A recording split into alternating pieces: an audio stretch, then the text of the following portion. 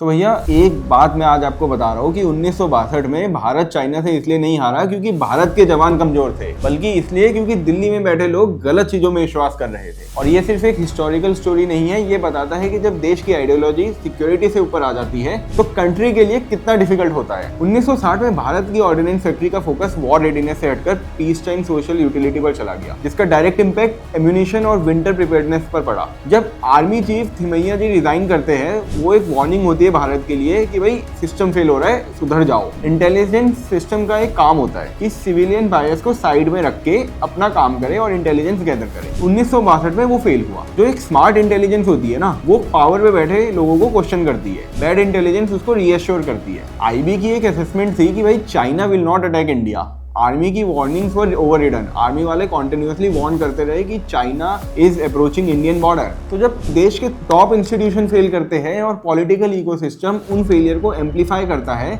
तो देश सफर करता है। इंटरेस्टिंग पॉइंट ये भी है कि जब वीएस अच्युतानंदन जी ने सोल्जर के लिए ब्लड डोनेशन का प्रपोजल दिया, उन्हें पार्टी लाइंस के वायलेशन के लिए पनिश किया गया। थोड़ा अगर मैं फैक्चुअल रह के बात करूं तो आप समझोगे कि ये कोई इंडिविजुअल ट्रीजन नहीं था, कोई इंडिविजुअल फेलियर भी नहीं था, ये टोटली एक आइडियोलॉजिकल ब्लाइंडनेस थी। और फेयर पॉइंट ये भी है कि भाई 1960 में भारत एक यंग स्टेट था, इंस्टीट्यूशन भारत के मैच्योर भी नहीं थे, थोड़ा भारत को कॉलोनियल हैंगओवर भी था और चाइना का इंटेंशन जेन्युइनली एम्बिगियस। पर एम्बिग्यूटी का मतलब ये नहीं होता कि आप प्रिपरेशन ही छोड़ दो। 1962 का लेसन ये नहीं है कि कौन गलत था, लेसन ये है जब आइडियोलॉजी और एक्सेस नेशनल सिक्योरिटी के ऊपर आ जाए तो सबसे पहले बॉर्डर पे खड़ा जवान प्राइस पे करता है।